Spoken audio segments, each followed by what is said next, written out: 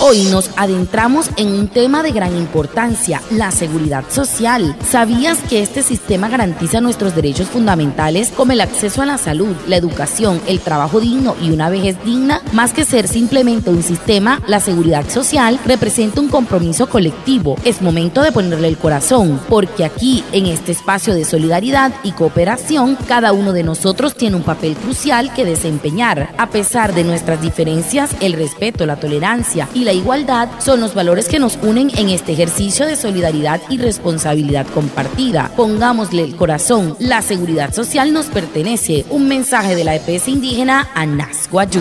Mauria, por yo toso, pero en casa moría ushatame, shete cascarro seca. En Hanan West, en cascarro, sin proveer Hanan. Usted ha otro, tapo en te, maco no bocoro, ha puesto a un lagra, y por Ana y Hanan Waya, macata anaka, macata ekira hawaka, macata etawaka, o te casa, porque lo vamos a lagra, pues por Ana y Hanan Waya. Entonces, pucho al guanepi, te canarica seguridad social, monoy, Ana, pura berge, reina Ana y Hanan Waya, otro Ana, Waya, guapucho, al surugoma, huepiapa, hoy tapa, Hanan y Hanan en Kuwait, pura los tuntos en Kuwait panza en disco para allá estaba pan guay hatan hier otra nata en Kuwait pasuri Kuwait para nata a Kuwait para allá guay que guayu que nata wa Kuwait por cohut samani cohut 20 watuma guane wa wasku hier que pasó mai red que pasó shahir pa los toy wa Kuwait por el